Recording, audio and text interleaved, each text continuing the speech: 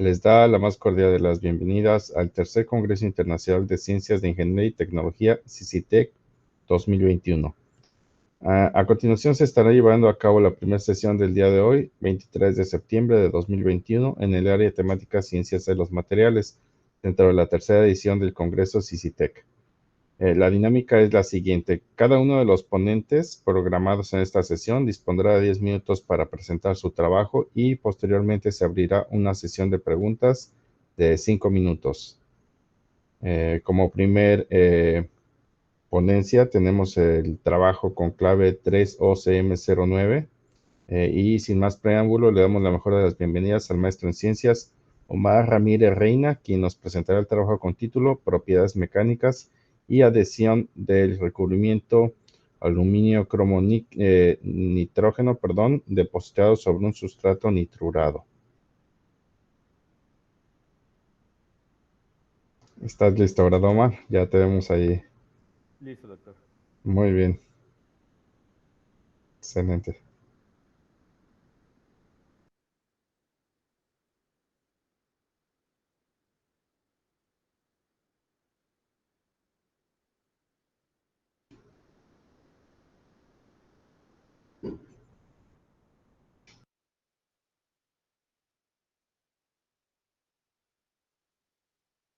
¿Sí se aprecia la presentación, doctor?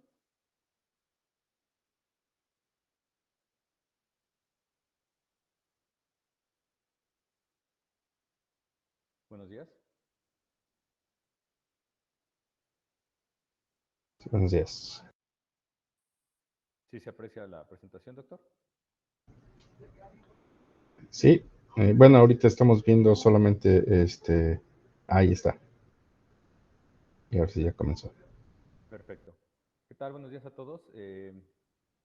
Efectivamente, el día de hoy les voy a presentar el trabajo que se realizó en conjunto entre el Grupo Ingeniería de Superficies del Instituto Politécnico Nacional y el Tecnológico de Monterrey, Campus Estado de México, y que lleva por título, como comentaba el doctor Juan Antonio, Propiedades mecánicas y adhesión del recubrimiento de nitruro de aluminio cromo depositado sobre un substrato nitrurado.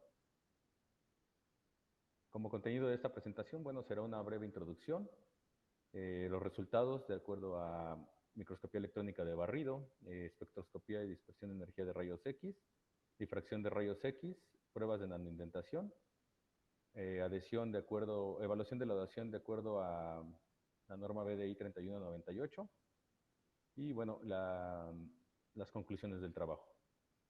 Como una breve introducción, bueno, tenemos que el acero IC 4140 es el acero de baja aleación más utilizado en la industria debido a sus buenas propiedades. Sin embargo, a pesar de esto, el ambiente y las condiciones críticas de operación van a deteriorar su superficie con el tiempo. Los procesos de PVD han sido estudiados en investigación científica, encontrando que ciertas propiedades como la dureza superficial, la fricción y la resistencia al desgaste y a la corrosión son mejoradas. Y la adición de aluminio al nitruro de cromo produce un sistema ternario con excelente resistencia a la oxidación, estabilidad química y alta resistencia al desgaste. Sabemos que bueno, el desempeño exitoso y la confiabilidad de estos recubrimientos dependen no solo de la dureza y la resistencia al desgaste, sino también están limitados por su integridad mecánica y la adhesión al substrato. Es por ello que es muy importante evaluar las propiedades mecánicas y la adhesión del recubrimiento para determinar si el sistema capa-substrato es adecuado o no para una aplicación determinada. Para mejorar bueno, el desempeño de los recubrimientos depositados por PVD, se han propuesto sistemas dúplex que incluyen un pretratamiento del substrato antes de la deposición. Bueno, la motivación de la presente investigación fue evaluar comparativamente el comportamiento de un acero IC 4140 con deposición de nitruro de aluminio cromo para investigar el efecto que tiene la capa intermedia de nitruros de hierro sobre las propiedades mecánicas y la adhesión, y así establecer el sistema óptimo y aplicar esos resultados en componentes automotrices como los que se muestran en la figura 1. En cuanto, bueno, entrando a la parte de resultados, tenemos que se realizó microscopía electrónica de barrido en el equipo YEOL del Tecnológico de Monterrey, Campus Estado de México, obteniéndose los siguientes resultados. para nuestra muestra de nitruro de aluminio cromo, que muestro en el inciso A, tenemos que a 450 grados de Celsius y un tiempo de 6 horas, se obtuvo una capa de espesor de 2.25 micrómetros. Posteriormente, se obtuvo nuestro sistema de intrudos de hierro a 520 grados centígrados y 18 horas en intrudación gaseosa, obteniéndose una capa de compuestos de 9.94 micrómetros y una zona de difusión de 63 micrómetros. Finalmente, bueno, tenemos que nuestro sistema dúplex está conformado por una capa, en la parte superior tenemos una capa de intrudo de aluminio cromo de 3 micrómetros, seguida de 2.54 micrómetros de intrudos de hierro, capa de compuestos, y finalmente una zona de difusión de 15 micrómetros. Importante mencionar, bueno, los recubrimientos de intrudo de aluminio cromo se desarrollaron de acuerdo a Valin y Dalcrona Pro de la empresa Oerlikon Balsas, y la de intrudos de hierro se desarrollaron de acuerdo a Nitrec del grupo TTT. Entrando a la parte de EDS, tenemos que se encontraron los elementos de la capa. En el caso del intrudo de aluminio cromo se encontraron los elementos de aluminio, cromo y nitrógeno, como era de esperarse, en la capa superior, y bueno, debajo de esta encontramos los hierro y otros elementos constituyentes del acero. En el caso de nuestra muestra de intrudos de hierro, bueno, vamos a encontrar nitrógeno y hierro a lo largo de la muestra y los elementos constituyentes debajo del mismo. Y finalmente, en cuanto a nuestro sistema dúplex, tenemos en la parte superior mayormente aluminio, cromo y nitrógeno, una capa también de nitrudos de hierro, el hierro está ahí, y bueno, los elementos constituyentes del acero también.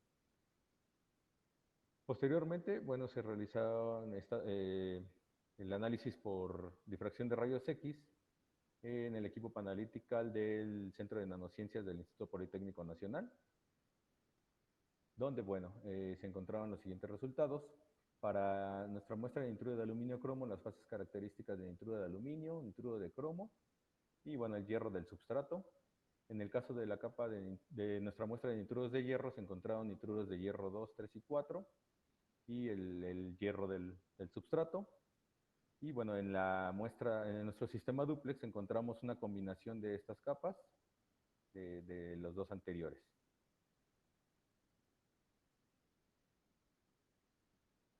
En cuanto a la caracterización mecánica, bueno, se realizaron pruebas de nanoindentación en el equipo CCM Instruments del Centro de Nanociencias del Politécnico a una carga lineal máxima de 20 milinewtons con un indentador Berkovich. Y bueno, se encontraron que, bueno, una dureza de 34.8 para el intrudo de aluminio cromo y hasta 38.1 para nuestro sistema dúplex, siendo mucho menor para la de intrudos de hierro. Esto es, bueno, porque el porcentaje de cromo que tienen estos sistemas, bueno, va a elevar la dureza. En cuanto al módulo de elasticidad, tenemos un comportamiento similar, donde es mayor para los recubrimientos de nitrudo de aluminio cromo, ya que presentan mayor resistencia a la deformación elástica. En cuanto a la profundidad de penetración máxima, bueno, tenemos un comportamiento, una menor profundidad en los intrudos de aluminio cromo. Esto es debido a que tienen mejor respuesta mecánica que la capa de intrudos de hierro. Y finalmente, en cuanto a la relación de trabajo elástico y total, tenemos que hay una mayor relación para los recubrimientos de nitrudo de aluminio cromo, ya que sufren menor deformación elástica y por eso tienen esta mayor relación de trabajo, porque la capa intermedia de intrudos de hierro pues da un soporte al nitrudo de aluminio cromo. En cuanto a la adhesión, se evaluó de acuerdo a la norma BDI 3198, la norma alemana Vereinigter Ingenieur Normen, y bueno, la cual consiste en aplicar una carga de 150 kilogramos con un indentador Rockwell C en la muestra, como se muestra.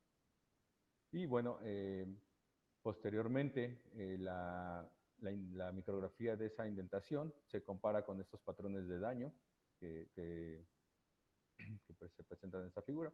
Y bueno, los resultados de esta prueba, bueno, fueron que en el caso del nitruro de aluminio cromo tenemos que se presentaron tanto grietas circunferenciales en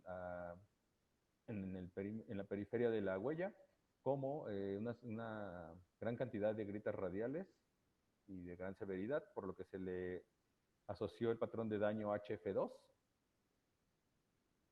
En el caso de la muestra de nitruro de aluminio cromo, de nitroros de hierro, tenemos que se encontraron algunas grietas radiales, no de tanta severidad como las del anterior, y no se encontraron grietas circunferenciales, por lo que se le asoció el patrón de daño HF1, de acuerdo a esta norma. Y bueno, en el caso de nuestro sistema dúplex, no tenemos ningún daño que se aprecie, por lo que no se le asoció ningún patrón de daño.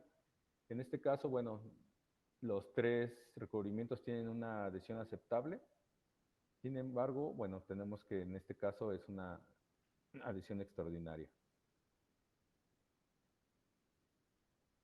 En cuanto a la profundidad de penetración de estas huellas, tenemos que, bueno, para el recubrimiento de nitruro de aluminio cromo, una profundidad de 150 micrómetros máxima. Y bueno, en rojo lo tenemos, en gris tenemos aquí para la capa de nitroros de hierro tenemos de 120 micrómetros, se reduce un poco, y para nuestro sistema dúplex tenemos que se reduce hasta 104 micrómetros la profundidad.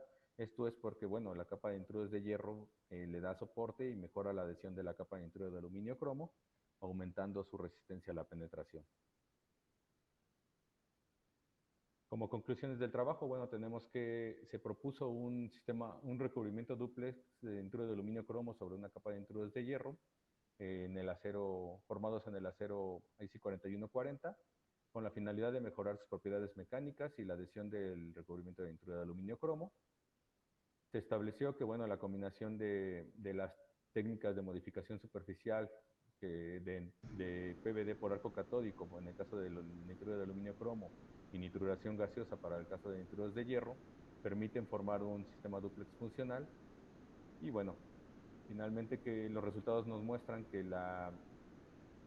los compuestos formados en el sistema dúplex son característicos de los procesos desarrollados independientemente, y que, bueno, en cuanto al sistema dúplex, esta capa de nitruros incrementa la dureza y el módulo de elasticidad, así como también en las pruebas de adhesión vimos que esta capa intermedia causa que no se aprecie ningún tipo de daño, considerándose una adhesión excepcional.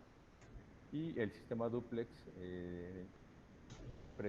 es una buena alternativa para mejorar el desempeño de los recubrimientos monocapa de nitruro de aluminio cromo debido a la presencia de esta capa intermedia de nitruros de hierro.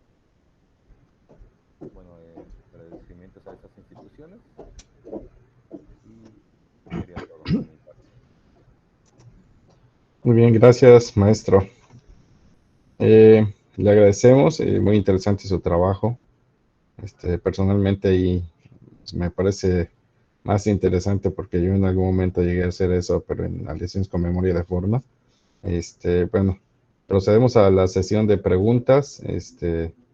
No sé si alguien quiera participar, alguien que tenga una pregunta para el maestro Omar.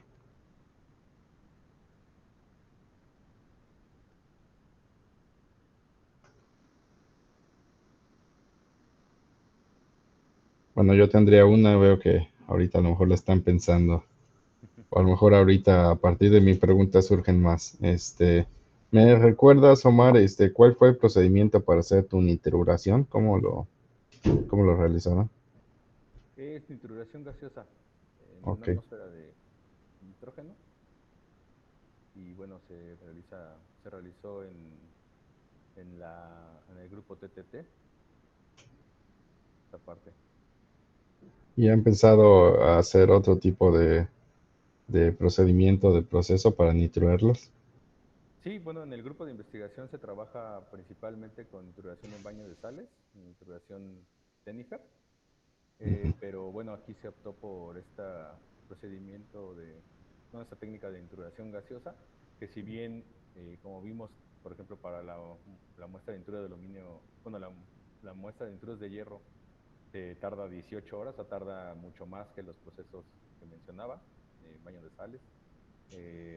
Pues sí, presenta algunas mejores propiedades finales. Muy bien. No, pues creo que lo presentaste muy, muy bien tu trabajo. Estuvo todo muy claro en mi caso. Okay. Bueno, como recordatorio a todos los participantes, a todos los presentes, les voy a dejar el link de asistencia, de su registro de asistencia al Congreso. Y si hay algún estudiante por aquí, todavía tenemos el 8 igual a 1, así que si quieren registrarlo, ahorita les copio y les pego el link. Te agradecemos, Omar. Muchas gracias. Buen Muchas día. gracias, doctor. Al contrario.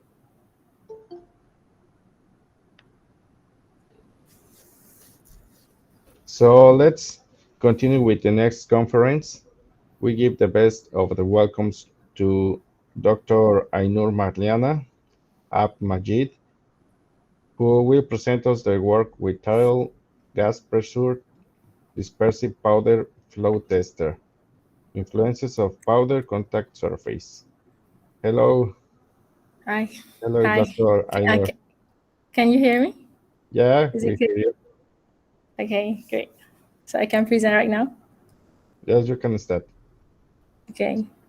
You have to share all your screen, please, because if you Yes. only share a window, we won't be able to read all your slides. So can you see right now? Yeah, we are seeing. Yeah, okay. So morning everyone, greetings from Malaysia. My name is Ainur Marliana. I'll be presenting about a gas pressurized dispersive powder flow tester, the influence of powder contact surface. So the powder characterization is growing in importance because innovation in the industry is increasingly reliant on sophisticated technologies, which intensifies the powder handling challenges. So powder is widely used in various industries, and one of the most, most recent one is the additive manufacturing and also the 3D printing. In pharmaceutical industry, the powder flow behavior can affect the manufacturing efficiency, which can directly affect the product quality in terms of its weight and content uniformity. Therefore, to understand and control the powder behavior help to formulate a clinically effective product, design the efficient process, and manufacture a consistently high quality product. There's over 40 years of history in testing methods used in pharmaceutical industry, where it shows the importance and difficulties in powder characterizations. So most of these testing methods shares a common problem, which is unable to use a small sample powder and unable to characterize a highly cohesive powder sample. Therefore, to understand the powder flowability is crucial for both measurement and processing success. So there's a lot of variables influencing the powder behavior, such as the particle size, shape, surface energy, roughness, degree of aeration, and also the level of moisture. So in the first part, I already designed a gas pressurized dispersive powder flow tester where I use high pressurized gas to disperse the powder bed in this dispersion chamber before I investigate the particle settling pattern. So from the particle settling pattern, you can see that the higher value of surface area, the length of dispersion, width, and also the weight loss shows a higher level of flowability. And this gas pressurized dispersive powder flow tester uses only 9 grams of sample, and it can even characterize a highly cohesive powder. So from here, I introduced the powder contact surface in order to reduce the sample volume from 9 grams to 2 grams and also to increase the sensitivity of differentiating the powder flow properties. So the powder contact surface introduced have 3 different roughness, which is the smooth, the diffuse, and also the dense asperities. So this is the dispersion chamber where the nitrogen gas goes in, and then the high pressure from the gas caused the turbulent wave, and where the compressed powder bed were in train, and then it caused the airflow and disperse out. So from here, we investigate the particle settling pattern, and this is the parameter we investigate. So the correlation of the powder dispersibility using the smooth contact surface, we investigate with the Hausner ratio and Kar's index. So Hausner ratio and Kar's index were chosen as the standard test. So here you can see the surface area, distance, and also weight loss, especially the surface area, have a significant correlation with Hausner ratio and Kar's index. So this is the SEM image of the 2 grams of sample when I introduced the powder contact surface, and also this is the original, the 9 gram sample. So it shows that the 2 grams have more compacted bed structure. So it caused the compacted bed was dispersed into aggregated particles. So instead of individual particles. So the aggregative state, it resembles from the powder bed formed during the bulk density test, which is the Hausner ratio and Kar's index. And then it eventually, it eventually imitate a reverse operation of Hausner ratio and Kar's index measurement.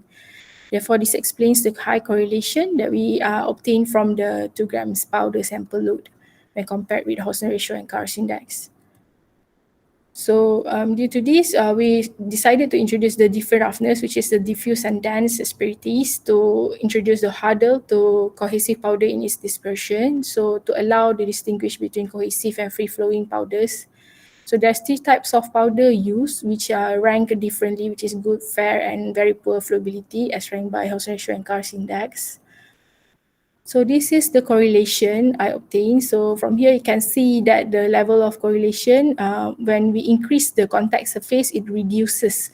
So the theory is the smooth surface have a great correlatability compared to the 9 grams because the aggregative of lactose particles in the dispersive mode imitates the density test under the low sample load. And then the dense contact surface have insignificant correlation between the surface area and Hausner ratio and Kar's index. This is because the asperities on the metal contact surface cause the shearing into minimally aggregative particles. Therefore, this does not reflect the actual physical conditions of the powder used in density tests. So, thank you.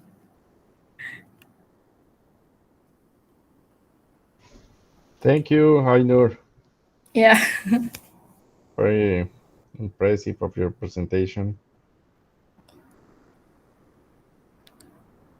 So we're gonna ask the persons if anybody have a question for Ainur.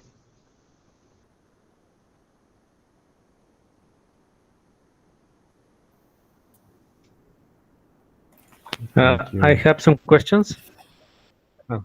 Okay. In which specific processes in the industry can this investigation be useful? Every industries that use a powder. Actually, this is a very versatile research which we can apply to every type of powder actually. Thanks. Okay.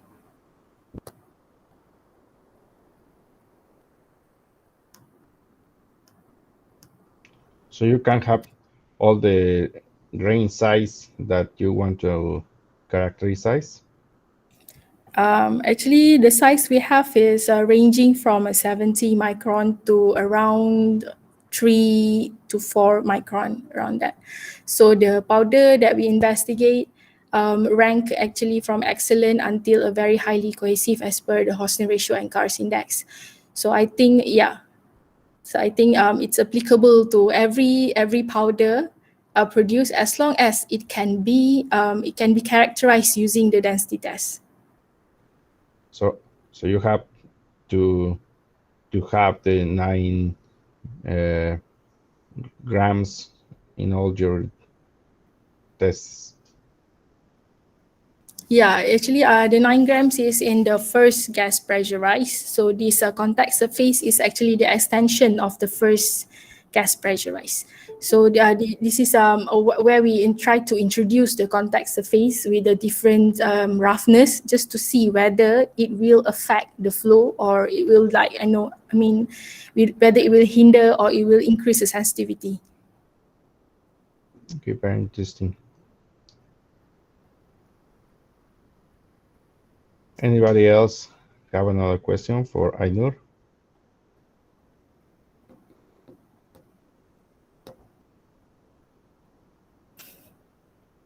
You were very clear, Ainur. Okay, thank you. Very interesting your work. All right, thank you for giving me the opportunity to present here. No, thank you for participating in our Congress. Thank you. All right, thank you.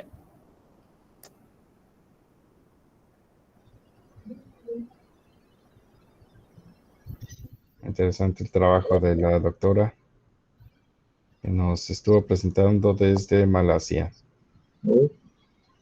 Bueno, le damos la mejor de las bienvenidas al doctor Leandro Cuenca Mendoza, quien nos presentará el trabajo con título Investigation of a Lead-Free Medium Temperature Ceramic Glaze Formulated with Steel Slag. ¿Qué tal? Muy buenos días. Buenos días, doctor. Muchas gracias. Gracias, doctor. Voy a presentar entonces, a compartir pantalla en la presentación.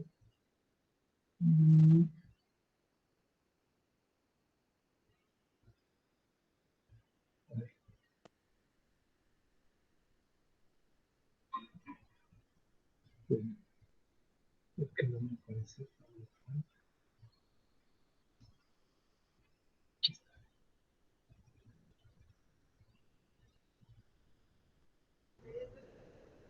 Me dicen cuando se vea, por favor. Ya la podemos observar, sí, gracias. Ok, bueno, muy buenos días a todos y muchas gracias. Agradezco al comité organizador y bueno, quiero presentarles, voy a también achicar aquí mi tiempo, ¿no? Los 10 minutos que tengo.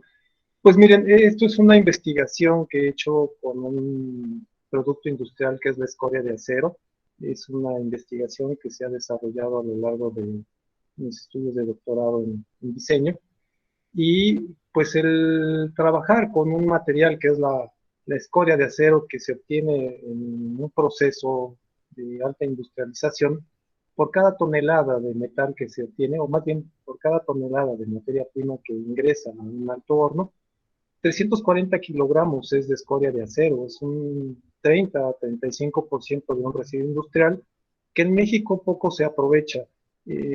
Actualmente la industria del cemento lo está haciendo, generalmente la escoria de acero, que tiene una participación, una conformación que puede ser desde el polvo hasta pequeñas piedras, o piedras muy duras, piedras un poco porosas, espumosas, se utilizan para recubrimientos con asfalto o como apisonamiento para vías de ferrocarril.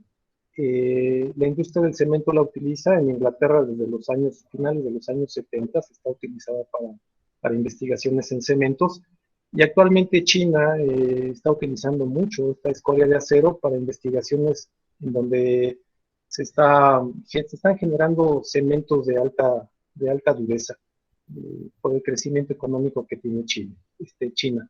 Bueno, algo muy importante que yo estoy realizando en la investigación es sustituir el kaolín, que es una materia prima en la industria de la cerámica tradicional, por la escoria de acero. Algo muy significativo es que la diferencia entre el kaolín y la escoria de acero es el alto contenido de calcio. Esto diferencia en una característica muy importante entre la escoria y el kaolín, además de la pérdida de plasticidad. El kaolín es una arcilla, mientras que la escoria de acero es un compuesto industrial. En esta investigación yo tomo la escoria de acero para un proceso que es el diseño de una fórmula de un esmalte cerámico que se le conoce como esmalte crudo.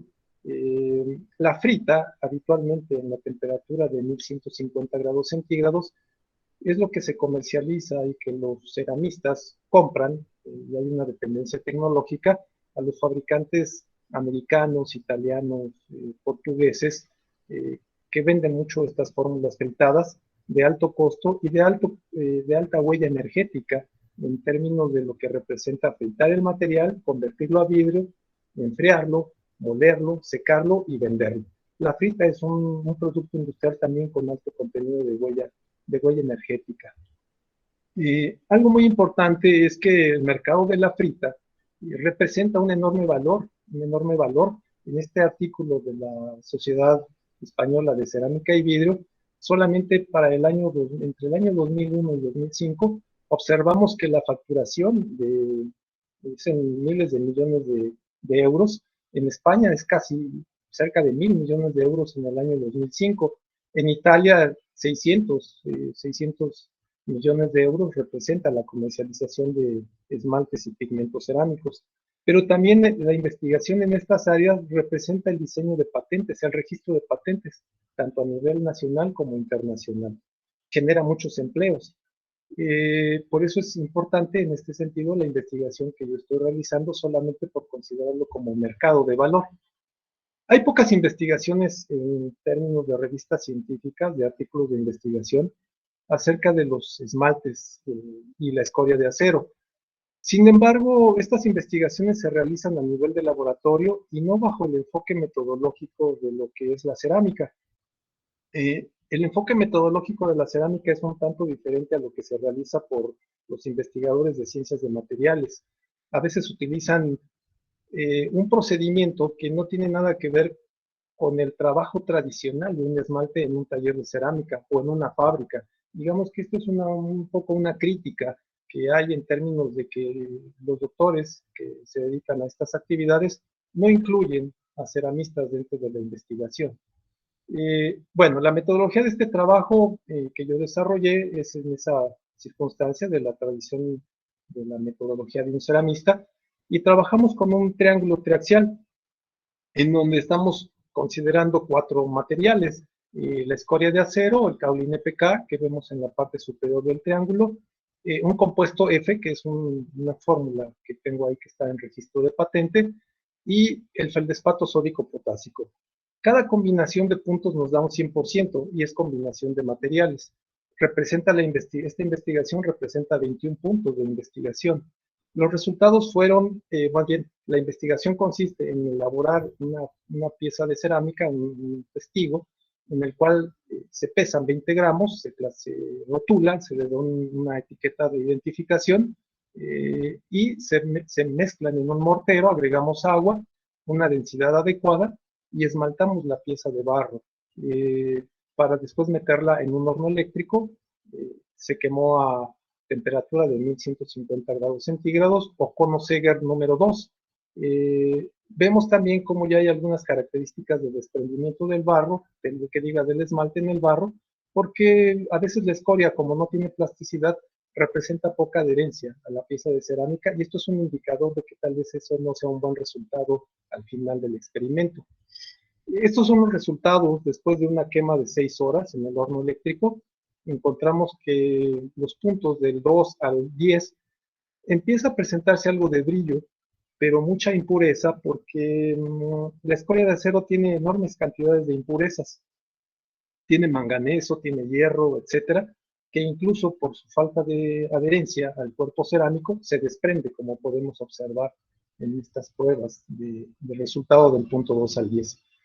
Lo interesante es que al final del triángulo, muy cercano a la esquina del compuesto F, encontramos 3 pruebas que presentaron brillo y transparencia a 1150 grados centígrados. Esto es muy importante porque finalmente el experimento se carga hacia un bajo contenido de escoria de acero en términos de porcentaje, que necesitamos tener caolín para adherencia, y la combinación del compuesto F con el feldespato nos ayuda a conformar vidrio en la superficie del cuerpo cerámico.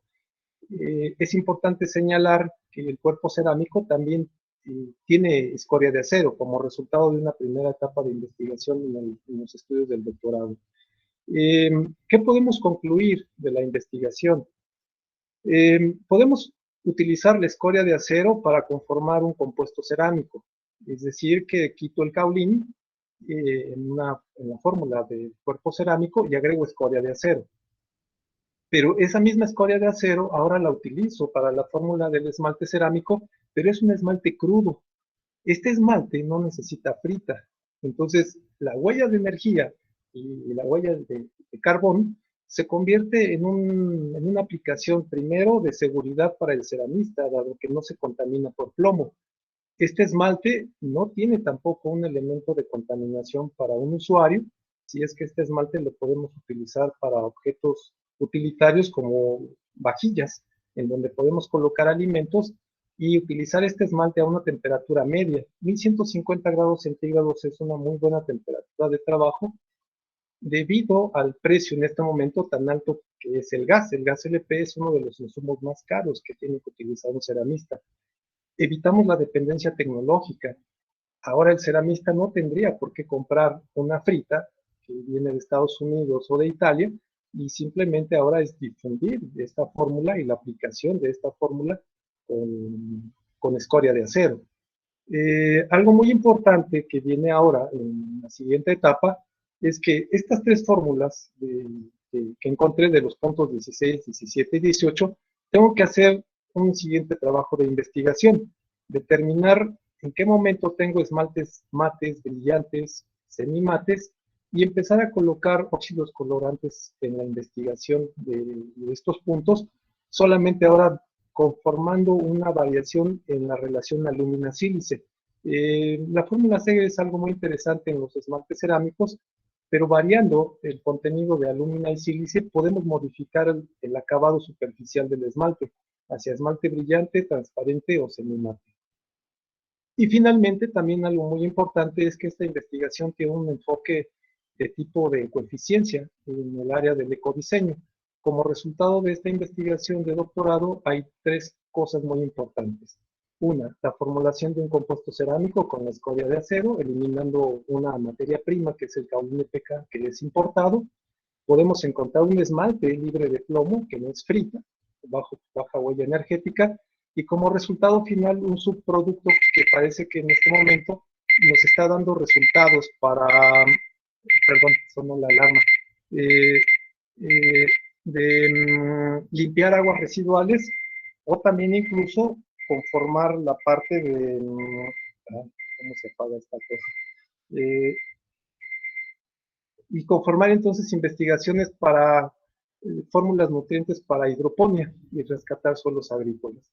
Esa es la investigación, y aquí hay algunas referencias bibliográficas de lo que se ha desarrollado a lo largo de los estudios del doctorado.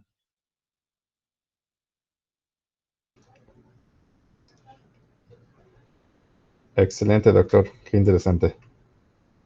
Muy útil para el medio ambiente de nuestro país también es poder utilizar toda esta escoria, que seguramente por allá, por la región de Monterrey, de Coahuila, ¿no? Será muy, Sí, muy útil. Bueno, exactamente.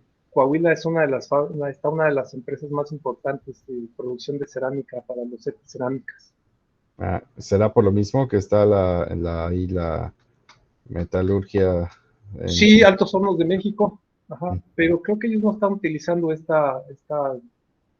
tipo de producto para la Residuo. fabricación de los Z, ¿no? Fíjese, ahí está Ahí hay un muy área de buena su oportunidad. aplicación. Sí, Sí.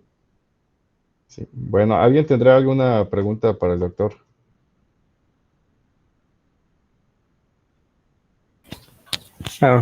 Más como un comentario, sí. Me parece bastante útil toda esta investigación. No tanto, no solo por la huella energética, sino que también es más útil para los ceramistas, tanto en seguridad como en gastos.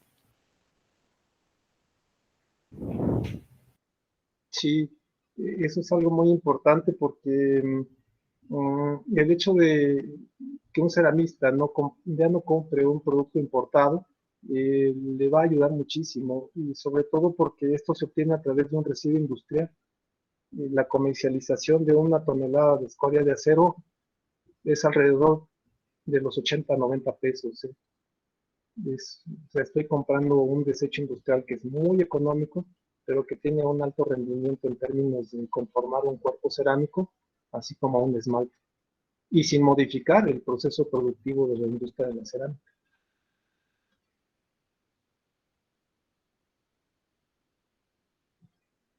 Muy bien. ¿Alguien más tendrá una pregunta?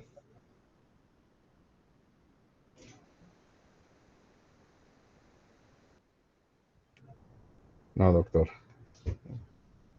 Creo que hasta ahí concluimos su participación. Le agradecemos mucho su presencia en esta mañana. Sí, muchísimas gracias. Está en la Ciudad de México usted, ¿verdad? Sí, ajá. Al principio, bueno, está ahí mi correo también, cualquier contacto está establecido. Bueno, muchas gracias. Al contrario, muchas gracias. Bueno, aquí me pregunta Maite que si puedo colocar nuevamente el link. Sí, permítame tantito, ahorita se los vuelvo a colocar. Bueno, vamos bien en tiempo. Ya está por aquí María Alejandra también. También la vi hace unos momentos. Así que comenzamos. Le damos la mejor de las bienvenidas a la ingeniera ambiental María Alejandra Gómez Murillo, quien nos presentará el trabajo con título Propiedades mecánicas bueno, es un compuesto de manganeso oxígeno con una fase beta por DFT. Ahorita ya nos corregirá el término. Buenos días. Buenos días.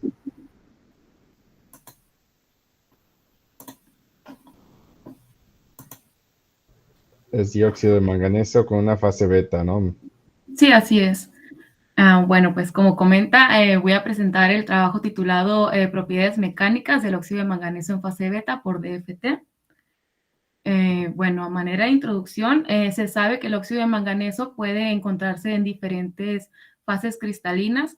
Una de ellas es, bueno, la más destacada es la fase beta, esto debido a su gran desempeño catalítico, o bueno, su desempeño catalítico mejorado, su alta selectividad, además de que es fácil de sintetizar, purificar y tiene un bajo costo de producción. En la literatura se pueden encontrar diversas metodologías de síntesis y con estas se pueden obtener diferentes nanoestructuras. Por ejemplo, están las flores, los tubos o también tenemos las nanovarillas. Estas últimas igual han sido pues de gran interés por sus propiedades físico-químicas, antiincrustantes y mecánicas. Algunas aplicaciones que se les han dado a este tipo de materiales pues han sido en supercapacitadores, en sensores de gas, para fotodegradación y también en catálisis. Y con esto pues también se han estudiado sus propiedades físico-químicas por diferentes técnicas de caracterización, por ejemplo, la microscopía electrónica de barrido, la difracción de rayos X, espectroscopía de Raman, infrarrojo, UV visible, pues más recientemente el modelado molecular ha representado una alternativa para el estudio de las propiedades de los materiales. Entonces, en este caso, se estaría utilizando el DFT, que es de teoría funcional de la densidad. Para esto, un programa muy utilizado se llama CASTEP. Este se creó a finales de los 80 y desde los finales de los 90 su código ha sido actualizado y mejorado. Con las modelaciones podemos obtener y calcular parámetros de propiedades físico-químicas, por ejemplo, mecánicas, ópticas, termodinámicas y electrónicas. Y pues contrariamente a lo que se podría esperar, se han reportado pocos trabajos con este método y software en específico para este material, por lo que en este trabajo pues lo que se realizó es la síntesis de nanovarillas de óxido de manganeso en fase beta y se caracterizó por técnicas físico-químicas y se complementó su análisis, bueno, el análisis de sus propiedades mecánicas por DFT utilizando CASTEP. Entonces, ya en la parte de la metodología, primero tenemos lo que es la síntesis de los nanomateriales. Para eso se usaron como reactivos el permanganato de potasio, sulfato de manganeso y agua desionizada. Estos estuvieron en agitación hasta tener una mezcla homogénea que ya no tuviera ningún grumo en la parte de la base del vaso. Entonces, posteriormente, el vaso se transfirió a un reactor tipo autoclave para la reacción hidrotermal. Esa se mantuvo a 120 grados Celsius por 12 horas en el horno y se dejó enfriar a temperatura ambiente. y posteriormente pues el sobrenadante fue decantado y se realizaron lavados con agua y metanol en una centrífuga a 5.000 revoluciones por minuto por 5 minutos cada lavado. Y ya pues el material que se obtuvo se dejó secar y se almacenó a 60 grados Celsius. En esta tabla se muestra aquí del lado derecho, bueno, aquí podemos observar las especificaciones para llevar a cabo las caracterizaciones físico-químicas, así como la parte computacional, la parte computacional. Y bueno, pues la nanoestructura obtenida fue verificada por microscopía electrónica de barrido, mientras que la difracción de rayos X se utilizó para corroborar la fase cristalina del material. Para la parte computacional, como ya mencionaba, se utilizó el programa Caster. Con esto se obtuvieron las constantes elásticas del material y a partir de ahí pues ya se calcularon las propiedades mecánicas que este presentaba. Entonces aquí ya tenemos la parte de los resultados. En la figura 3 se muestra la micrografía de los materiales obtenidos. En ella se puede confirmar que la estructura obtenida corresponde a las nanovarillas que se esperaban. Además, de este lado tenemos el difractograma. Aquí podemos ver los picos de intensidad que corresponden a la fase beta que estábamos buscando obtener. Entonces, pues aquí se confirma también la obtención de la fase. Aquí ya se empiezan a mostrar los resultados de la parte computacional. Aquí es importante pues mencionar que los resultados fueron comparados con los resultados obtenidos en la literatura, específicamente con el trabajo mostrado por Schengi y colaboradores. Ellos también realizaron el estudio de este sistema, nada más que ellos utilizaron otro programa llamado VASP. Y pues aquí en la primera tabla podemos observar los parámetros de la celda cristalina que se obtuvieron, porque primero se realizó una optimización de geometría. Entonces aquí se muestran los parámetros una vez que ya se optimizó la geometría y se están comparando con la referencia. Esta comparación pues nos sirve para comprobar la confiabilidad de la estimación realizada con Caster. Además pues podemos observar que por su similitud pues el sistema es reproducible. Ya en esta parte del lado derecho tenemos en la tabla 3 las constantes elásticas que se calcularon. Aquí podemos ver que el sistema tetragonal está cumpliendo con las relaciones de las constantes elásticas del criterio de Born, que estas serían las relaciones de estos criterios, y esto nos está indicando que al cumplir el sistema, o bueno, la estructura sería estable. Tenemos un sistema estable al estar sin la influencia de una presión externa. Igual, algunos puntos que podemos retomar aquí de importancia serían la constante 33 y la constante 11, que estas están relacionados con la resistencia en la dirección lineal de los parámetros de celda A y C, respectivamente. Entonces podemos ver que C33 es mayor a C11, por lo que el material sería menos compresible en la dirección de C. También otro valor que es importante en este sentido sería la constante de C44, que aquí podemos ver que tiene un valor relativamente alto, que si esto lo ponemos igual con estos resultados, los comparamos con estos, bueno, para empezar aquí en esta tabla se muestra el módulo de volumen, el módulo de Young, el módulo de corte y la razón de Poisson por las estimaciones de Boyd, de Reus y de Hill. Entonces, si aquí observamos el módulo de volumen y el módulo de corte, que tienen también un valor alto, junto con la constante C44, que está relacionada también con esto, podemos observar que el material va a presentar cierta dureza, o podemos intuir esto. Entonces, aquí en la última columna, fila, se están presentando los valores de la referencia, los que obtuvo Schengi. Entonces, aquí podemos ver que de los valores que nosotros tenemos, el más próximo a este serían los obtenidos por la aproximación de Hill, que esto pues tendría sentido porque es una relación de los valores obtenidos por Boyd y de Reus. Entonces, podemos ver que esos son los más cercanos. Y Y aquí también podemos ver en la última columna, esta muestra una relación del módulo de volumen con el módulo de corte por la aproximación de Hill, que es importante.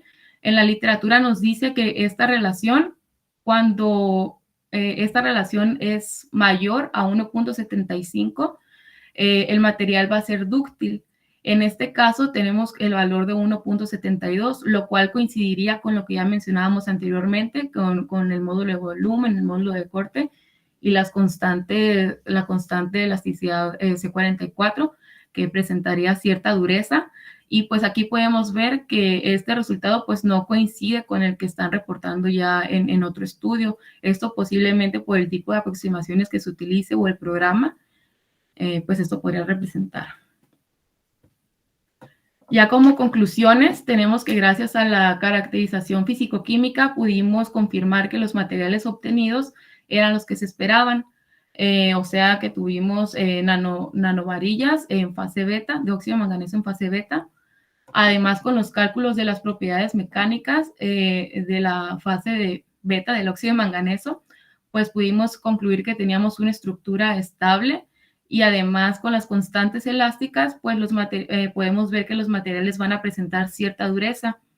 Y pues ya como última conclusión, con las propiedades calculadas en este estudio, se podrían obtener otros parámetros teóricos, además de realizar simulaciones adicionales para entender fenómenos superficiales y de energía atómica y molecular de los materiales de manganeso en aplicaciones reales, como en la remoción de contaminantes. Y pues hasta aquí sería todo. Gracias por su atención. Muy bien, gracias Alejandra, ingeniera. Muy completa su caracterización del trabajo que nos presentó. Bueno, procedemos a la sesión de preguntas que tengan. ¿Alguien quiere participar con alguna pregunta?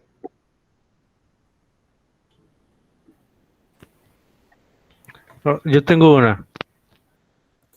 ¿Cómo se usaría este material, el dióxido de manganesio, en la remoción de contaminantes? Bueno, en este caso yo lo estoy aplicando, los materiales que estoy sintetizando, los estoy utilizando para crear membranas híbridas. Que estas membranas consisten en polímeros y tienen embebido en su estructura pues el nanomaterial. Entonces esperaría que a lo mejor por parte de, como en una parte removería como catálisis, o en otra estaría pues atrayendo en la superficie de los nanomateriales pues igual los contaminantes. Así podría influir estos materiales en este ejemplo de la membrana. ¿Y esta membrana servirá para desinfectar fluidos o Sí, se piensa utilizar para remoción de contaminantes en medio acuoso, pero igual aún se están probando con diferentes contaminantes. Se ha probado con sales, con colorantes y ahora está por probarse con fármacos. Muchas gracias. Por nada. Muy bien, ingeniero. ¿Alguien tendrá otra pregunta?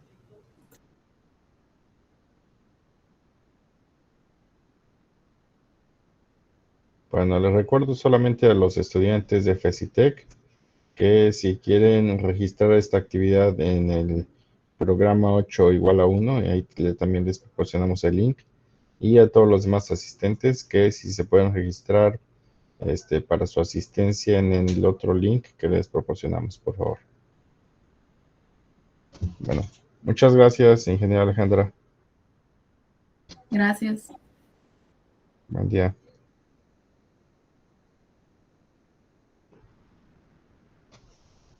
Para la siguiente presentación nos cambiaron ahí la modalidad. Estaba primero propuesta para que ese trabajo se presentara en esta mesa de temática de ciencia de los materiales, pero la cambiaron para bioingeniería, me parece. Así que tenemos ahí un descanso de unos 15 minutos para continuar con el programa tal y como está en el programa que se les envió. Entonces, bueno, vamos a continuar si les parece.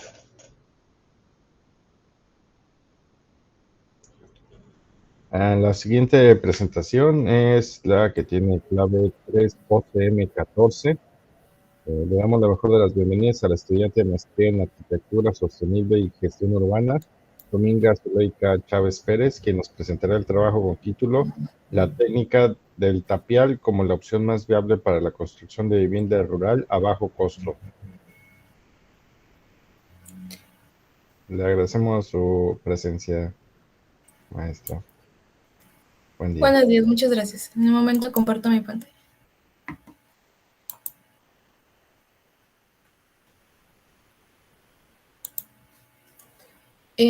Buenos días, como ya lo mencionó, soy estudiante de la maestría en Arquitectura Sustentable y Gestión Urbana.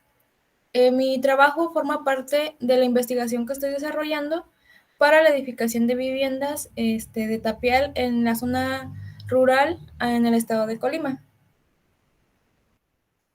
Primero que nada, se realizó una investigación de los antecedentes de la construcción con tierra, donde descubrimos que pues esta se inició desde que el hombre comenzó a buscar un espacio, un refugio para pues almacenar sus alimentos o ya desarrollar una vida sedentaria. Algunos autores mencionan que en el periodo neolítico, hace 10.000 años antes de Cristo, pues ya se encontraban las primeras construcciones con tierra.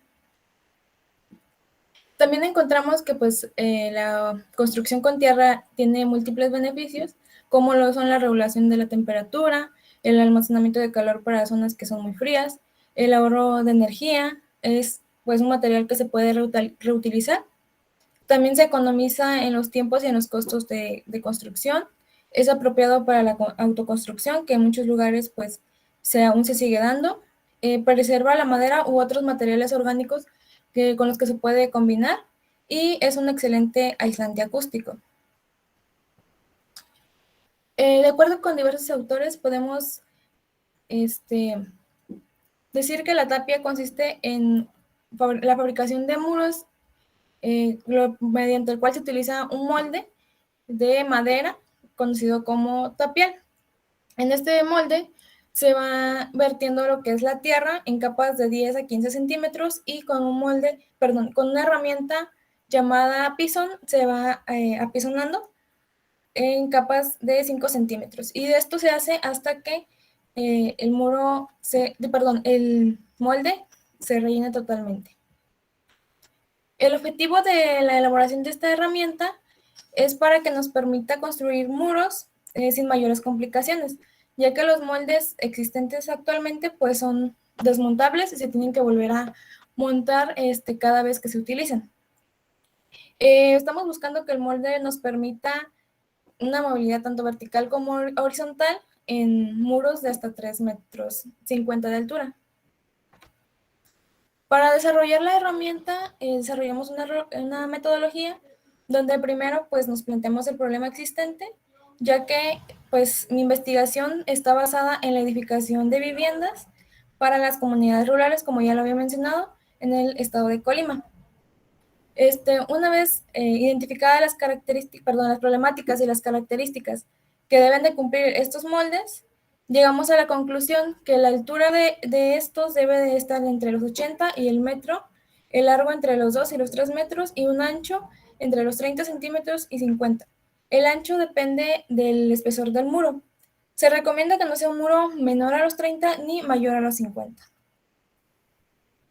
También pasamos a buscar las herramientas que ya se cuentan, principalmente en las patentes. Hay moldes que encontramos que son metálicos, que no solo son utilizados para la construcción con tierra, sino que también se pueden utilizar para la edificación con concreto.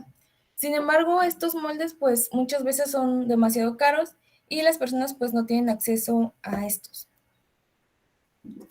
Por lo tanto, nosotros optamos por diseñar un tapial que sea fácil de transportar, que sea deslizable, que no se tenga que desarmar todo cada vez que se vaya a hacer una sección de muro.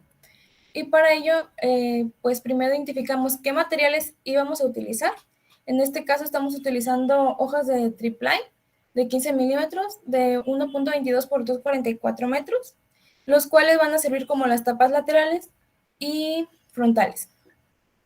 Un bastidor metálico que nos ayudará a soportar estas tablas. Polines Montén de acero de 3 por 1.5 pulgadas, los cuales nos permitirán un desplazamiento horizontal. Valeros para hacer función de este desplazamiento que ya mencionaba, y las llantas de plástico duro reforzadas para el desplazamiento en horizontal. Aquí estamos diseñando lo que es el desplazamiento vertical con los valeros, como ya lo había mencionado, dentro de los polines y fijados en el marco de acero para poder desplazar las tapas laterales. Las llantas también se diseñaron de tal manera que no obstruyan el desplazamiento de manera horizontal, y también fijamos un seguro metálico para que éste pueda asegurarlas cada vez que se esté trabajando en un espacio fijo. Finalmente desarrollamos lo que es una maqueta a escala, donde pues ya lo hicimos proporcional a lo que queremos lograr. Aquí se pueden ver los bolines y las tapas laterales y frontales. Y pues se puede ver también cómo se hace el desplazamiento de manera vertical. También hicimos una prueba de cómo sería ya la construcción de un pequeño muro de tierra. Y también hemos ahorita sacado el costo de lo que nos llevaría fabricar este tapial, que es la cantidad de 14,427 pesos en material. Como ya lo mencioné, esta herramienta forma parte de mi proyecto de investigación que se denomina Sistema Constructivo Mixto de Tapia y Bambú para la construcción de vivienda rural al norte del estado de Colima. Este proyecto pues tiene el objetivo de diseñar un sistema mixto que pueda utilizarse para la edificación de viviendas en las comunidades vulnerables, como ya lo mencioné, del estado de Colima. Tenemos la meta de que para el mes de octubre y noviembre este tapial, este molde ya sea realizado a escala real con los materiales ya mencionados. Ya estamos en proceso de fabricación, y para los meses de diciembre y enero construir el primer módulo de vivienda. Bueno, hasta el momento llegamos a la conclusión de que la edificación de tapial pues es lo que puede ayudarnos a mitigar un poco la escasez de vivienda digna en esta región del estado, y también utilizando materiales pues de la región, vaya. Y en cuanto al encofrado, podemos también bajar los precios en cuanto a comprar un encofrado metálico que pues nos saldría demasiado caro, o estar comprando cada vez que la madera de un encofrado tradicional se dañe, madera nueva y volver a armarlo. Lo que va a permitir son disminuir los tiempos y pues también el costo. De mi parte sería todo. Muchas gracias.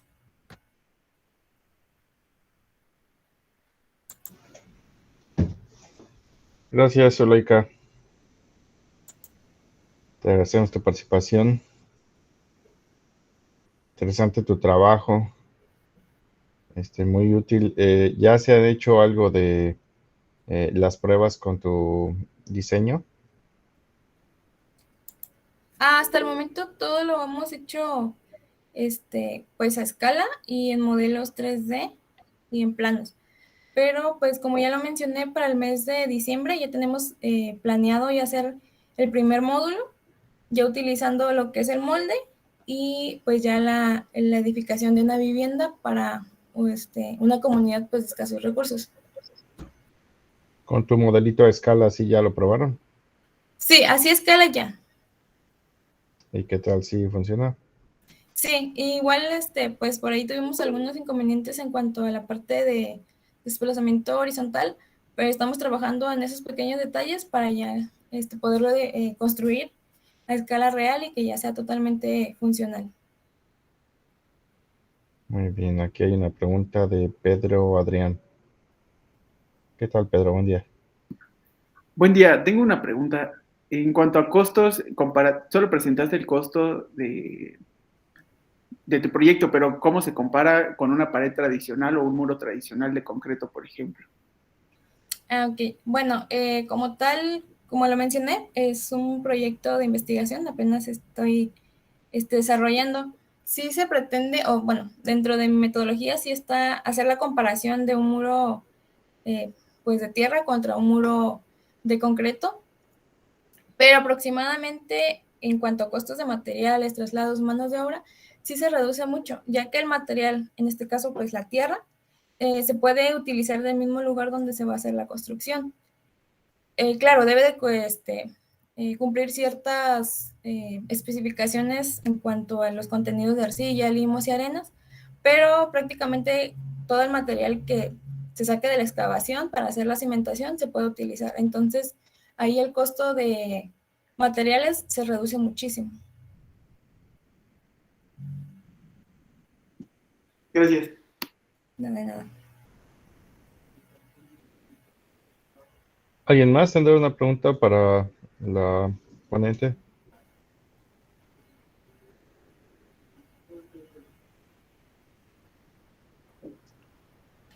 Me parece que no. Muchas gracias, Zuleika. Muchas gracias. Saludos a Colima. Gracias.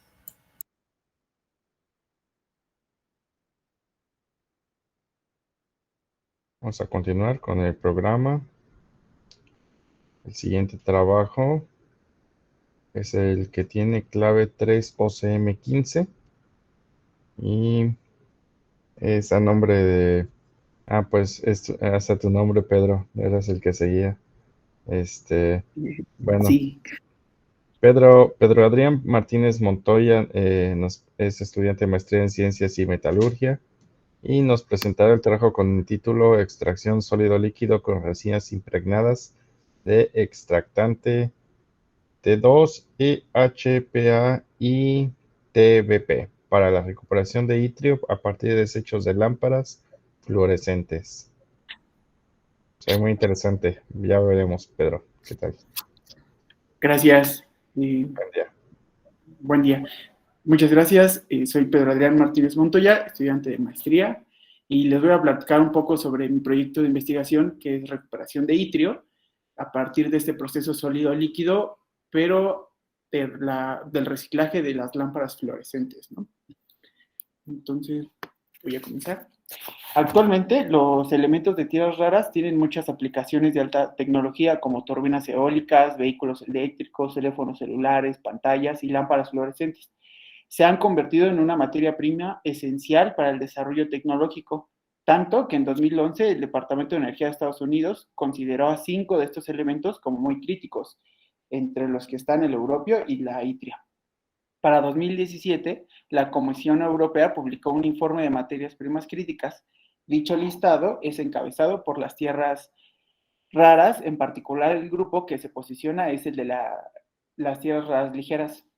Se espera que para el 2020, bueno, para el año pasado, la demanda de estos elementos aumentara en más del 8% anual, lo que significa la necesidad de incrementar la producción, pero tomando en cuenta que actualmente el mercado está monopolizado por un solo país, pues es muy difícil. Se estima que para este año, 2021, los residuos de fósforos de lámparas almacenados es de 25,000 toneladas de elementos de tierras raras, en particular el litrio y europio, que sin duda son una fuente importante de estos elementos. Por lo que nuestro proyecto, el objetivo general que tiene es establecer un proceso de extracción sólido-líquido que permita, a partir del reciclaje de estas lámparas, recuperar itrio utilizando una resina sintética macroporosa XAB-7 impregnada con extractantes orgánicos DEPA y TBP. Para llevar a cabo esto es indispensable establecer un proceso, el cual consiste en la impregnación de resinas no polares impregnadas con estos dos extractantes, los cuales presentan una gran área superficial, buscando la mayor eficiencia en recuperación, analizando las variables del proceso y la cinética del mismo. Ahora nos vamos a enfocar un poco más a los resultados. Principalmente vamos a comenzar analizando que ya tenemos las partículas de estos residuos. El análisis granulométrico de las partículas obtenidas después de la molienda de los residuos de las lámparas fluorescentes arrojan un tamaño promedio equivalente a 0.29 nanómetros. Como se puede observar en la siguiente figura, donde vemos el tamaño contra el porciento acumulado, estos residuos son sometidos a un proceso de lixiviación. El proceso de lixiviación se efectúa con ácido sulfúrico, el cual es menos agresivo a los procesos tradicionales de lixiviación. Esto antes de llevarse a cabo el proceso de extracción con las resinas impregnadas. Por medio de la técnica de fluorescencia de rayos X, valor como el europio. Si lo comparamos con los resultados o con lo que hay en la literatura. Sí, me parece que sí se le está cortando el audio. Pensé que era yo, pero Pedro, tenemos ahí una falla con tu audio. ¿Me escuchan? Ahí ya está. Que son los principales que componen a las lámparas fluorescentes.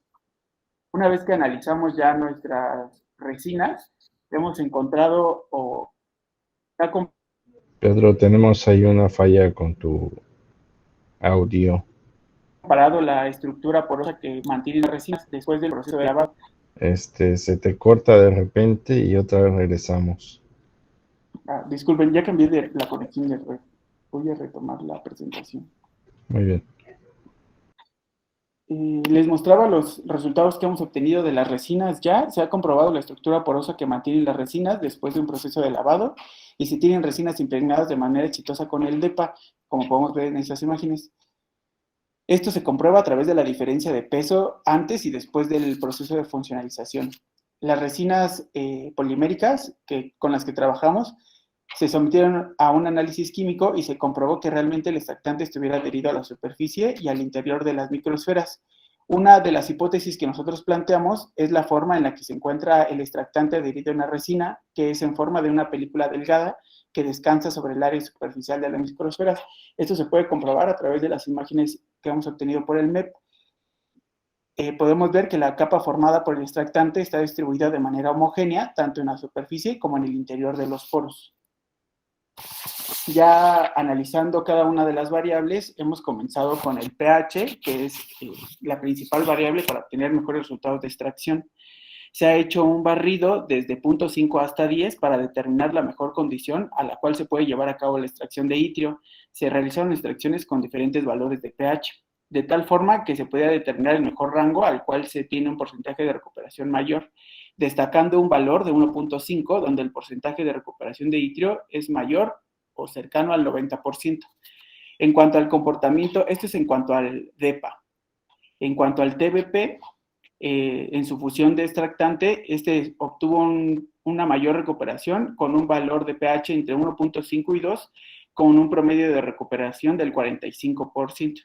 Aquí cabe recalcar que las resinas se funcionalizaron al 20% de extractante y llevaron el mismo pretratamiento antes de la extracción. Siguiendo con la determinación de variables, se evaluó el contenido de extractante en cada porción de resinas. Se realizaron pruebas con 3 diferentes porcentajes de ácido organofosforado, que es el DEPA, determinando que la mejor relación de dilución entre el DEPA que se diluye en queroseno es de 80-20, como podemos ver en la siguiente imagen, donde obtenemos porcentajes de recuperación de itrio mayores al 50%, con un pH 1.5 y una velocidad de agitación de 450 revoluciones por minuto. El extractante, el DEPA, puede ser considerado de manera factible para la recuperación de itrio y otros elementos de tierras raras a partir del licor que obtenemos de la lixiviación de residuos de las lámparas, ya que una de las principales ventajas de esta mezcla DEPA-queroseno es su gran estabilidad. Comúnmente la extracción de iones de tierras raras de medios acuosos mediante extractantes de intercambio catiónico, como el que se da en esta reacción, se expresa de la siguiente manera. Pero, sin embargo, el proceso de extracción es más arduo, ¿no? Ya que los extractantes ácidos como dimeros en soluciones orgánicas, como la que nosotros trabajamos, y los complejos de tierras raras formados durante la extracción pueden contener moléculas orgánicas no disociadas, por lo tanto la reacción se puede entender mejor de la siguiente manera. De la inspección de estas dos ecuaciones, es evidente que la extracción de tierras raras con intercambiadores catiónicos se promueve aumentando el pH, como lo vimos en las gráficas anteriores. Finalmente, una de las últimas variables que se establecieron antes de los estudios cinéticos fue el de la relación sólido-líquido. Es importante aquí recordar que la resina que se utiliza para el proceso de recuperación de itrio solo sirve como material soporte para el extractante, de tal forma que aumenta el área de contacto entre la solución orgánica, que es el DEPA queroseno, y la solución acuosa, que es la solución rica en itrio. Asimismo, la resina funciona, o más bien trabaja como transporte para los iones de tierras raras. Aquí se probaron 3 diferentes relaciones sólido-líquido, como se muestra en la siguiente tabla, 5, 10 y 20, y los resultados demostraron que con 0.5 gramos de resina es más que suficiente para obtener más del 50% de recuperación en soluciones sintéticas. Ya entrados en el estudio cinético de la reacción, vemos que la reacción alcanza su equilibrio en 20 minutos, que es un tiempo altamente eficiente, con más del 60% de recuperación, incluso hasta el 80% de recuperación. Hay 3 razones que controlan la velocidad de extracción, que es la difusión de iones, la difusión de iones en el líquido, la difusión de iones a través del polímero y los grupos funcionales entre iones de itria y extractante. Haciendo una comparación entre el proceso tradicional con solventes líquido-líquido y el sólido-líquido, hemos visto que nuestro proceso alcanza una mayor eficiencia en 50% menos tiempo. El proceso tradicional lo alcanza 40 minutos, nosotros hemos alcanzado un máximo de recuperación en 20 minutos. Y ya probándolo con soluciones reales, hemos obtenido porcentajes de recuperación mayores al 30%, con un tiempo de equilibrio menor todavía, que es en 10 minutos, pero esto se debe a que en nuestras lixiviaciones hemos obtenido licores enriquecidos de itria y europio. Por lo tanto, las resinas se saturan en un menor tiempo y obtienen porcentajes de recuperación menor si lo comparamos al contenido total que está en el acuoso. Finalmente, hemos comparado los 2 extractantes, determinando que el DEPA es mejor en soluciones reales que el TBP.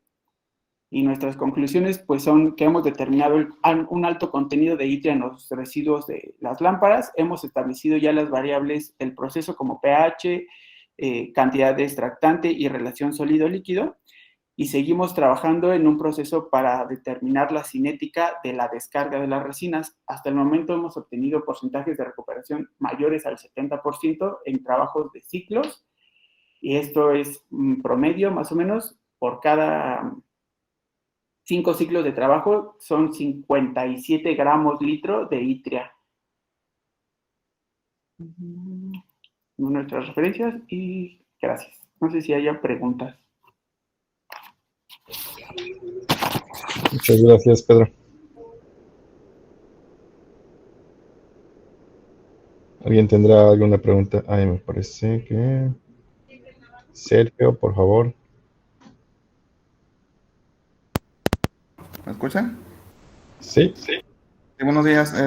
Muy buena propuesta, la verdad, muy interesante. Y el enfoque que se le da, ¿no? Pues cubre varios aspectos, ¿no? Tanto económicos como medioambientales, ¿no?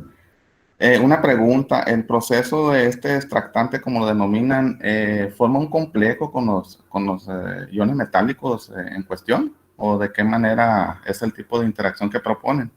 Y la otra pregunta sería si se ha validado mediante, pudiera ser EDS, SEM, la presencia del metal ya en el material ya después de la extracción.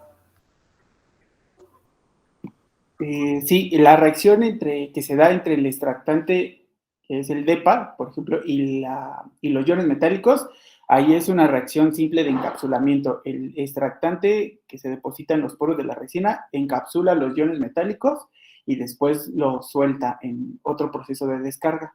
Esa es la reacción que se da ahí. Sí hemos comprobado que realmente la itria está depositada en la resina a través de MEP y de fluorescencia de rayos X. Hemos analizado la resina y ya hemos encontrado ahí que después del proceso de extracción está depositado el extractante encapsulado con los iones de itria. Entonces, de esa manera hemos comprobado que realmente el proceso sí funciona y que sí se encapsula y que sí lo desorbe. O sea, lo extrae, la resina funciona como una esponja, veámoslo así. que extrae los iones metálicos de ytria y después en un proceso de descarga los suelta, pero mantiene todavía el extractante, por lo que la resina puede seguir funcionando por varios ciclos.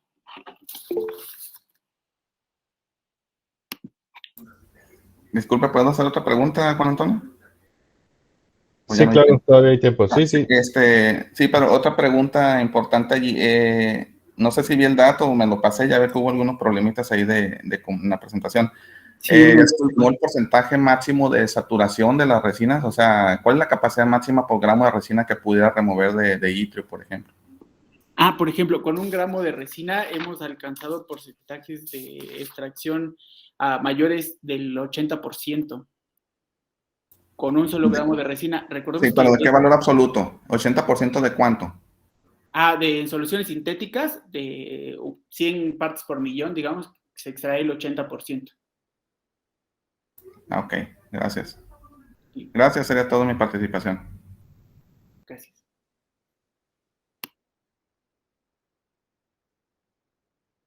¿Alguien más? ¿Alguna pregunta?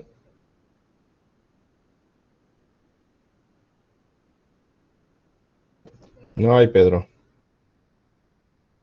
Te fue bien. No tantas preguntas. Quedó todo muy claro. Muchas gracias. Gracias. Discúlpenme, yo estoy hablando aquí a mí mismo. Bueno, decía que le agradecemos a Pedro Martínez y que a continuación tenemos el trabajo 3OCM16 a cargo del doctor Guillermo Herrera Pérez, a quien le damos la mejor de las bienvenidas y quien nos presentará el trabajo con título Electron Density Contour Maps via Red Belt MEM Analysis Using HR XRD for the Polycrystalline, y ahí el nombre es bastante complejo, es un compuesto de bario, calcio, circonio, titanio, oxígeno y electroceramic. Usted me corregirá, doctor, cómo se pronuncia. Muchísimas gracias antes que nada. Nuevamente gracias al chairman. Vamos ahorita a entrar ya en los detalles de este título, por supuesto. Les agradezco muchísimo a los participantes, asistentes y por supuesto al comité organizador de este Congreso Internacional. Pues efectivamente la idea es presentarles un análisis de los patrones de difracción de rayos X obtenidos en alta resolución, el cual se extiende a fin de elucidar la distribución de la densidad electrónica, y para ello pues vamos a ocupar un compuesto que es muy conocido en la comunidad de los ceramistas, que es el titanato de bario, pero que en este ejemplo en particular tiene una concentración muy baja de calcio y de circonio. Es un compuesto ferroeléctrico y además exhibe una respuesta piezoeléctrica bastante alta de 632 picocoulombs por newton, lo que lo hace muy atractivo en la industria electrocerámica, ya que está alcanzando los valores del que contiene plomo, del material ferroeléctrico que contiene plomo, y esta es una alternativa con un impacto medioambiental favorable debido a que no contiene la presencia de plomo.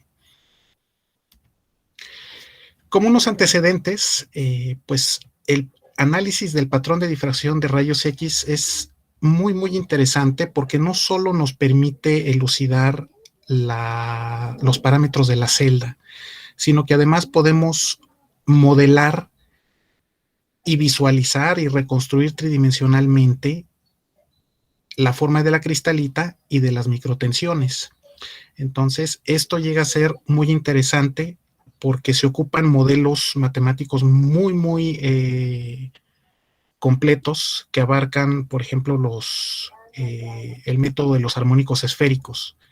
Pero aquí en particular en este trabajo lo que queremos es complementar los parámetros de la celda unitaria y la modelación del tamaño promedio de la cristalita, ahora considerando, visualizando y reconstruyendo tridimensionalmente, bidimensionalmente y unidimensionalmente la distribución de la densidad electrónica.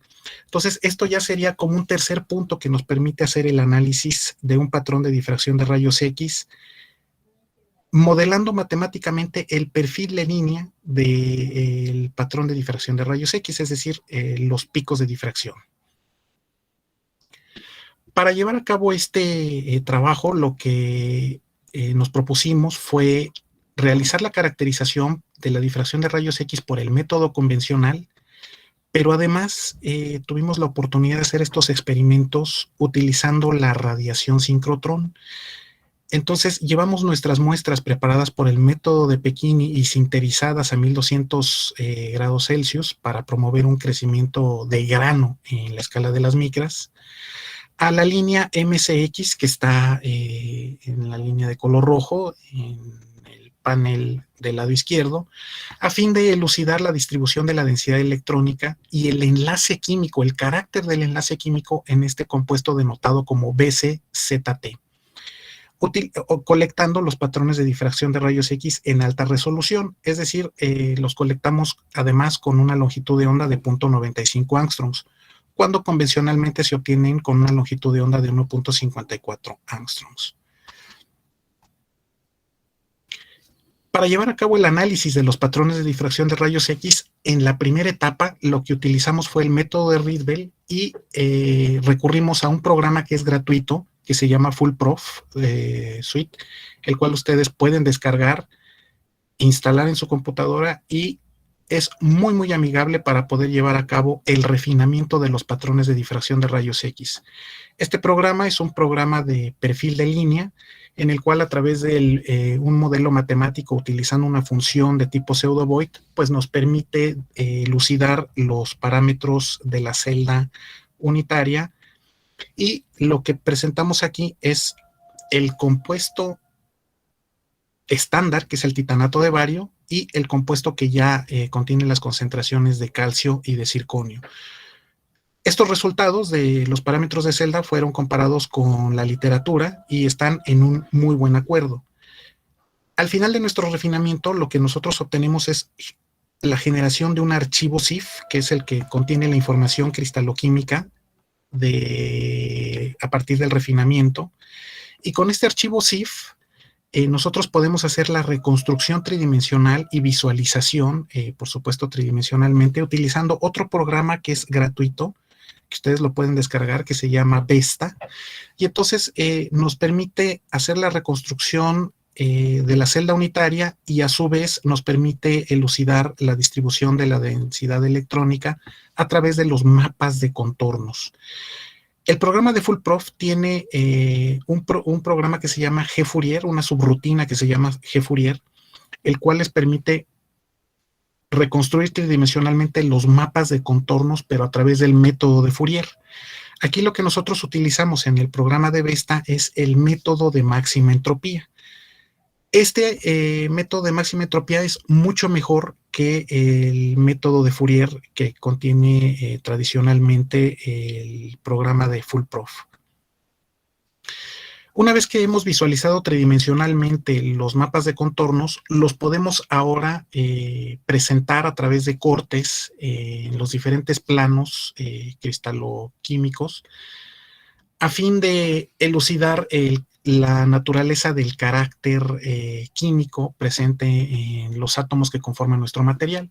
Entonces, por ejemplo, ustedes aquí pueden observar los mapas de contornos bidimensionalmente y notarán que entre el bario y el oxígeno hay unos anillos concéntricos, pero que están cerrados.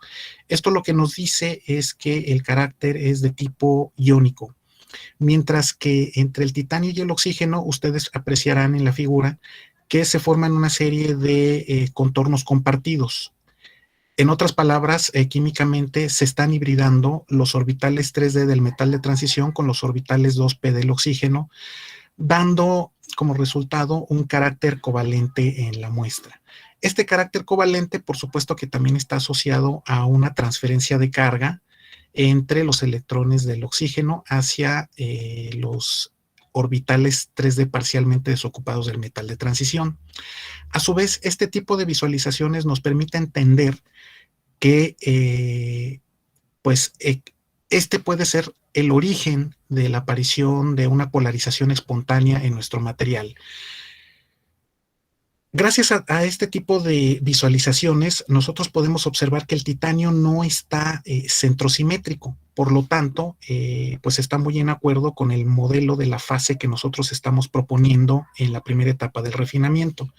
Es decir, utilizamos una fase tetragonal, el cual pues no es centrosimétrica, y esto a su vez pues da origen a las propiedades ferroeléctricas y piezoeléctricas que exhibe este tipo de materiales. Por supuesto que también nosotros podemos considerar dos átomos, por ejemplo el bario y el oxígeno, las distancias que existen entre estos dos átomos, y obtener también dentro de este análisis lo que se le llama el perfil de línea o la distribución de la densidad electrónica unidimensionalmente. En este tipo de curvas que fueron generadas en el VESTA y hermoseadas en el programa de Origin Pro, lo que nos permite es corroborar ya cuantitativamente la descripción que hice cualitativa en la diapositiva anterior. Cuantitativamente, lo que nos dice este tipo de curvas es que en el mínimo de este perfil de línea, el valor que nosotros elucidamos, que nosotros podamos determinar, va a estar correlacionado con el tipo del carácter químico del enlace. En otras palabras, al seleccionar el átomo de bario y del oxígeno, el valor que nosotros estamos reportando es del orden de 0.309 electrones sobre Angstrom al cubo, lo que nos sugiere que el carácter es de tipo iónico, mientras que cuando seleccionamos el átomo de titanio y de oxígeno, el valor va a ser de 0.674 electrones sobre Angstrom al cubo, lo que nos está sugiriendo cuantitativamente que el tipo del enlace químico va a ser de carácter covalente, reforzando nuestra interpretación de la fuerte hibridación entre los orbitales 3D del titanio y los orbitales 2p del oxígeno, además de establecer ese criterio de transferencia de carga, el cual nuevamente también refuerza el hecho de que se dé esta polarización espontánea en este tipo de materiales. Ya prácticamente para finalizar, pues simplemente lo que nos tocaría es corroborar que efectivamente el material presenta una respuesta ferroeléctrica y piezoeléctrica. Para ello, pues utilizamos un equipo Radiant para determinar las propiedades ferroeléctricas en la escala macro y la microscopía de fuerza de la piezorespuesta para determinar la respuesta ferroeléctrica en la escala de las micras.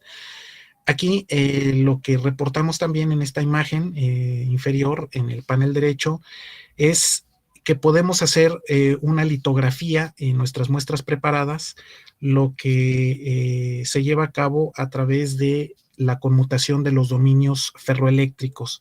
Entonces, este tipo de materiales es muy viable para poder almacenar información. Pues ya como conclusiones, llevamos a cabo la colecta de los patrones de difracción de rayos X usando luz sincrotrón. Establecimos el refinamiento a través del método de Rydberg, con la finalidad de que en una segunda etapa elucidemos la distribución de la densidad electrónica utilizando el método de máxima entropía a través del software de VESTA. Reconstruimos tridimensionalmente esta distribución de la densidad. Bidimensionalmente elucidamos los contornos que nos generan la información del carácter químico presente entre los átomos que conforman nuestro material. Y finalmente, pues obtenemos el perfil de línea para corroborar cuantitativamente que entre el bario y el oxígeno el carácter es de iónico y entre el enlace que existe del titanio y el oxígeno, pues el carácter predominante va a ser covalente. Y simplemente para reforzar nuestra interpretación de que en este compuesto se da una polarización espontánea, que es el origen de las propiedades ferroeléctricas, pues medimos el lazo de histéresis ferroeléctrico, tanto en la escala del macro como en la escala de los micrómetros, utilizando la microscopía de fuerza de la piezorespuesta. Ya como trabajo futuro, pues estamos a punto de terminar un artículo donde correlacionamos esta distribución de la densidad electrónica obtenida por la difracción de los rayos X con una espectroscopía que se le conoce como la de pérdida de energía de los electrones. Me resta nada más darles un agradecimiento a todos los participantes, al proyecto de cátedras, al proyecto de ciencia básica que ya ha concluido, y pues a la línea de Electra, donde se llevaron a cabo los experimentos, y muy importante, pues al comité organizador que nos ha dado la oportunidad de presentar este trabajo. Muchísimas gracias. Si tienen alguna pregunta, lo apreciaré. Gracias a usted, doctor. Como le comentaba el día de ayer, pues gracias a ustedes también por su apoyo que están haciendo que nuestro congreso vaya creciendo año con año. Bueno, en esta ocasión fueron 2 años lo que nos tardamos en sacar este nuevo congreso, pero pues poco a poco ahí vamos. Muchas gracias. ¿Alguien tiene una pregunta para el doctor Guillermo?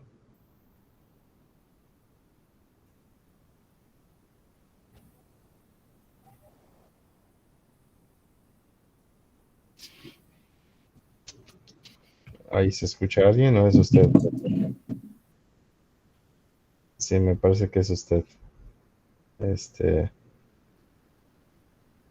Aquí ya vi una de sus diapositivas, estaba muy interesante para mi clase de ciencia de los materiales, en la que tiene, en la que presenta los planos, cómo tiene esa interacción, comentaba iónica o covalente, ¿no?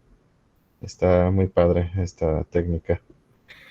Es muy fácil, muy didáctica, sobre todo para poder entender toda la información que se puede obtener de un patrón de difracción de rayos X. Yo realmente sugiero que se trabaje con el programa de VESTA, es gratuito, y el hecho de implementar el método de máxima entropía puede también involucrar el investigar físicamente en qué está basado este modelo y correlacionarlo, por ejemplo, con la transformada de Fourier que se aplica al factor de estructura en el otro programa de Foolproof Suite. Entonces, mi recomendación es poder descargar estos programas que son herramientas gratuitas. Tiene todo el paquete de caracterización. No, más bien angstro-estructural. Qué bien. Sí. Bueno, aquí hay una pregunta de Norma Rosario. Adelante, por favor. Hola, doctora. Hola, estamos aquí a un piso de distancia, él y yo. Oye, una pregunta. En este que se llama el Foolproof Suite, ¿qué es la información que tú alimentas para que tengas el punto CIF, para que te dé salida al punto CIF? Lo único que necesito es los datos y hay un editor que se le conoce como el PCR, donde se le alimenta básicamente los parámetros de la celda unitaria obtenidos de la literatura, las posiciones atómicas, de acuerdo, también obtenidas de la literatura, o incluso estoy presentando aquí una base de datos gratuita también que se llama la RUF, que es de la Universidad de Arizona, dale, que lo anoto. Que ya tiene los IF, bastante reconocidos internacionalmente, aprobados por ya los autores de los años 50, 60 y 70, que son trabajos ya muy reconocidos. Tiene esa base de datos y usted también ya, el CIF lo descarga gratuitamente, lo lee el editor de PCR del programa Foolproof Suite y como es el estándar, y usted mete su patrón de difracción de rayos X para llevar a cabo el refinamiento, pues simplemente lo que va a hacer es afinar esos parámetros de celda unitaria, pero ahora de su material. De acuerdo. Y entonces genera como archivo de salida en el editor de PCR, ahí hay una casilla que dice, ¿quieres que te genere el archivo CIF? Usted le va a indicar que sí, y ese archivo CIF ya es de su material. De acuerdo. O sea, te generas tu propio archivo CIF y ya con ese trabajas. Exactamente. Ok. Ah, mira, muy interesante. Validando, por supuesto, ya los CIF existentes. Sí, por supuesto. Muchas gracias, Guillermo. Bueno, gracias. De nada, doctora, un placer. Gracias, doctor Ruiz. Muchas gracias a todos nuevamente. Lo haces ver muy sencillo, Guillermo. Es realmente sencillo, créamelo. No presentaría algo que fuera algo tedioso. Es muy didáctico, por eso he tratado de hacer incluso con diagramas de flujo para que vean que los pasos son realmente fáciles de seguir. Sí, Bueno. definitivo. Bueno, Estoy al pendiente con mi correo electrónico de cualquier comentario o si se desea trabajar en esto, con muchísimo gusto. Muchas gracias, qué amable. Bueno, que tenga buen día. Vamos a dar cierre a la sesión, desde la primera sesión de este día. Agradeciendo a todos su participación y asistencia, de esta manera cerramos la sesión y los invitamos a la segunda sesión del día a las 14 horas. Ahí ya les proporcioné los 2 links para que registren su asistencia y también les puedo compartir el link para la segunda sesión. Les decía que es para las 2 de la tarde. Bueno, sin más. Y otra cosa para todos los ponentes, les vamos a hacer llegar, perdón, su constancia de participación en unos días. Nada más ténganos ahí un poquito de paciencia. Bueno, sin más, pues les agradezco y les deseo buen día. Hasta luego. Gracias, hasta luego. Hasta luego. Hasta luego. Les voy bien, genial.